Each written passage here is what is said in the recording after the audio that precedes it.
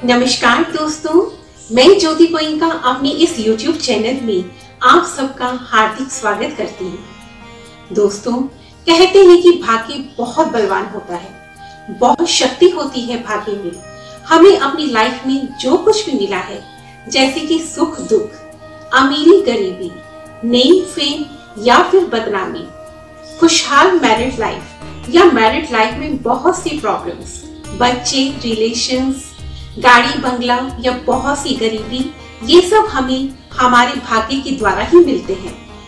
यदि हमारी लाइफ में बहुत से कष्ट हैं, बहुत सी प्रॉब्लम्स हैं, तो हम मान लेते हैं कि ये सब हमें भाग्य के द्वारा मिला है और हमें यह दुख भोगना ही पड़ेगा, क्योंकि भाग्य को तो बदला ही नहीं जा सकता। लेकिन कुछ लोगों ने मुझे कमेंट सेक्शन में लिखकर पूछा है कि यदि हम बहुत से पुण्य कर्म करते हैं, बहुत से अच्छे कर्म करते हैं, तो क्या हमारे ये पुण्य कर्म हमारे भाग्य को बदल सकते हैं? तो दोस्तों, इस क्वेश्चन के आंसर में मैं आज आपको एक स्टोरी सुनाने जा रही हूँ। इस स्टोरी को सुनकर आपको अपने क्वेश्चन का आंसर जरूर मिल जाएगा। तो चलिए सुनते हैं यह सुंदर कहानी।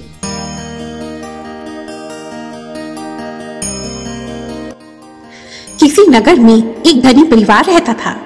परिवार में थे रामचंद्र, उनकी पत्नी सुशीला और 2 बच्चे सिमी और गौरव। रामचंद्र का नगर में अच्छा खासा बिजनेस था। दोनों बच्चे सिमी और गौरव बचपन से ही अमीरी में पले थे, लेकिन इतना धन होने के बावजूद भी रामचंद्र की पत्नी सुशीला ने दोनों बच्चों को बहुत अच्छे संस्कार दिए थे। सुबह जल्दी उठना, पूजा पाठ करना, सभी बड़ों का आदर करना, ऐसे अच्छे संस्कार दोनों बच्चों में कूट कूट कर भरे थे। समय आने पर रामचंद्र की बेटी सिमी का ब्याह दूसरे शहर में हुआ। सिमी के दूल्हे ने ग्रेजुएशन की हुई थी और वह बिजनेस में अपने पिता का हाथ बटाता था। नाम था संजय। भरा पूरा परिवार था उनका, माता पिता, 2 बहनें और 2 भाई। सभी लोग मिलजुल कर एक ही घर में रहते थे। शादी के बाद आंखों में कई सुनहरे सपने संजोए सिमी ने अपने नए घर में कदम रखा। एक आदर्श बहू और एक आदर्श पत्नी की तरह वह घर में सभी की इज्जत करती, पूजा पाठ करती। लेकिन शादी के 2 महीने के बाद ही संजय का असली रूप सिमी के सामने आने लगा। संजय अक्सर रात को शराब पीकर घर आता और नशे में चूर होकर सिमी को उल्टा सीधा बोलता। यही नहीं, उसे तो जुआ खेलने की भी गंदी आदत थी और शराब और जुए में वह काफी पैसा बर्बाद करता। संजय का यह रूप देखकर सिमी के तो सारे सपने टूटकर बिखर गए। उसने पति को समझाने की बहुत कोशिश की, लेकिन संजय के ऊपर तो कोई असर न होता। हार कर सिमी ने सास ससुर से इस बारे में बात की, लेकिन सास तो उल्टा सिमी को ही खरी खोटी सुनाने लगी। शर्म नहीं आती तुझे पति की बुराई करते हुए? यही संस्कार दिए हैं तेरी माँ ने तुझे। बेचारी सिमी जहर का गड़वा घूंट पी कर रह गई। पुरानी कहावत है, जिस औरत का पति ही उसे नहीं पूछता, उस औरत को तो ससुराल वाले क्या पूछेंगे। और यही सिमी के साथ हुआ।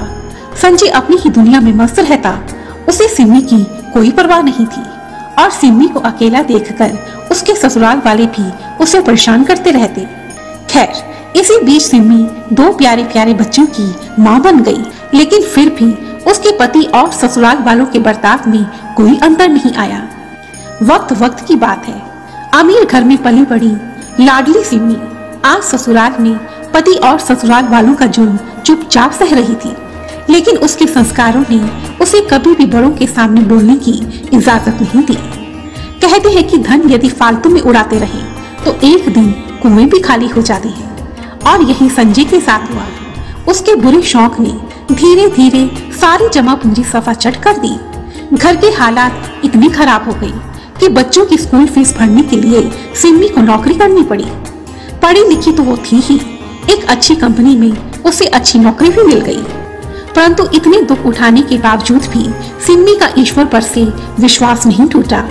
हर सुबह जल्दी उठकर वह ईश्वर की पूजा करती, नौकरी पर जाती, बच्चों के साथ साथ पति का भी ध्यान रखती और अपनी हैसियत के अनुसार गरीब भिखारी को भी दान पुण्य करती।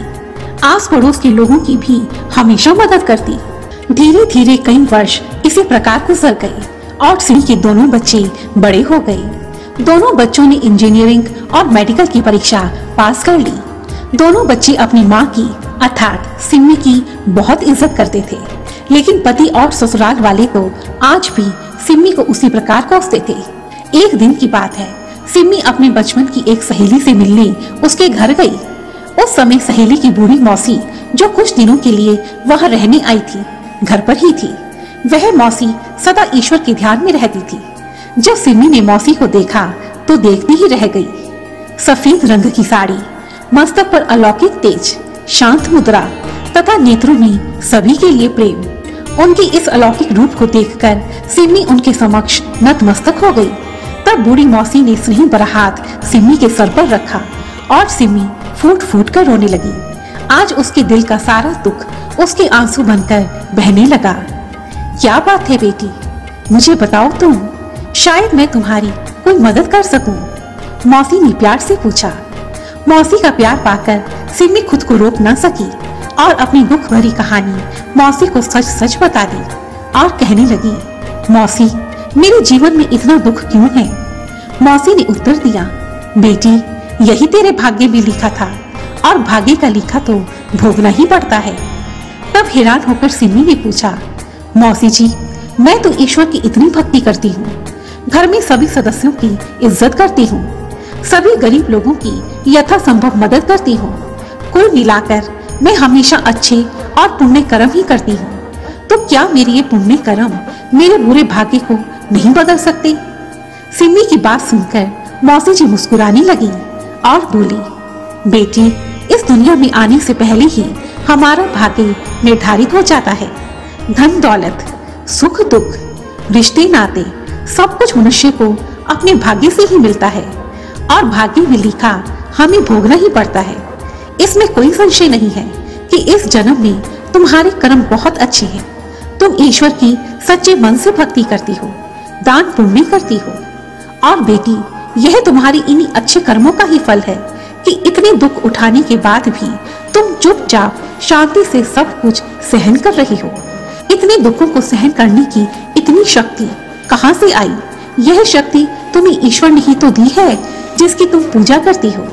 यह तुम्हारे पुण्य कर्मों का ही फल है कि तुम आज भी एक अच्छी कंपनी में अच्छी नौकरी करके धन कमा रही हो और अपने दम पर अपने बच्चों को पाल रही हो। ये तुम्हारी पुण्य कर्म ही है बेटी कि आज तुम्हारे दोनों बच्चों ने मेडिकल और इंजीनियरिंग की पढ़ाई पूरी की है। सोचो बेटी, यदि उस समय तुम नौकरी नहीं करती अर्थात अपना कर्म ना करती तो क्या तुम्हारे बच्चे आज मेडिकल की पढ़ाई पूरी कर पाते? तुम्हारे दोनों बच्चे आज तुम्हें अपना आदर्श मानते हैं। ये तुम्हारे पुण्य कर्म नहीं है तो क्या है मेरी बेटी? बेटी, यह बिल्कुल सच है कि भाग्य का लिखा बदला नहीं जा सकता, लेकिन मनुष्य के पुण्य कर्म, उसके अच्छे कर्म, उसके भाग्य में लिखे दुख के प्रभाव को कम अवश्य कर देते हैं। मनुष्य के पुण्य कर्म एक एक्सीडेंट को चोट में बदल देते हैं, एक बड़ी बीमारी को एक बुखार में बदल देते हैं। हमारे ये अच्छे कर्म हमारे बच्चों का भविष्य संवार देते हैं, क्योंकि माता पिता के कर्मों का फल तो उनके संतान को भी भोगना पड़ता है। हमारे पुण्य कर्म हमारे भाग्य का लिखा बदल नहीं सकते, लेकिन हमें उस दुख को सहने की शक्ति देते हैं। दुख की घड़ी में भी हमें शांत रखते हैं। हमारे पुण्य कर्म यदि हमारे भाग्य का लिखा नहीं बदल सकते, लेकिन उन पुण्यों का फल हमें किसी दूसरे रूप में अवश्य मिलता है, जैसे कि तुम्हें मिला। इसलिए बेटी, मनुष्य के अच्छे कर्म कभी भी व्यर्थ नहीं जाते, वे किसी और रूप में हमारे सामने अच्छे बनकर आते हैं। इसलिए मनुष्य को सदा पुण्य कर्म करते रहने चाहिए। हमारे यही पुण्य कर्म किसी और जन्म में हमारा सुंदर भाग्य बनकर आते हैं। ऐसा कहकर मौसी खामोश हो गई। मौसी की ज्ञान भरी बातें सुनकर सिमी के मन को बहुत तसल्ली पहुंची। उसने मौसी को प्रणाम किया और अपने घर की ओर वापस चल पड़ी। आज उसे उसके जीवन के सबसे बड़े प्रश्न का उत्तर मिल चुका था। धन्यवाद। आई होप दोस्तों, इस कहानी को सुनकर आपको अपने क्वेश्चन का आंसर जरूर मिल गया होगा। यदि आप अपनी पसंद की कोई कहानी सुनना चाहते हैं या आप किस टाइप की कहानियां सुनना पसंद करते हैं, तो मुझे कमेंट सेक्शन में जरूर लिखें। मैं उस टॉपिक पर वीडियो बनाने की पूरी कोशिश करूंगी। और यदि ये स्टोरी आपको पसंद आई है तो प्लीज इसे लाइक कीजिए, दूसरों के साथ शेयर कीजिए तथा रेड कलर के बटन को प्रेस कर मेरे इस चैनल को सब्सक्राइब कीजिए ताकि मेरी आने वाली सभी वीडियोस की नोटिफिकेशंस आपको मिलती रहे। Thank you so much.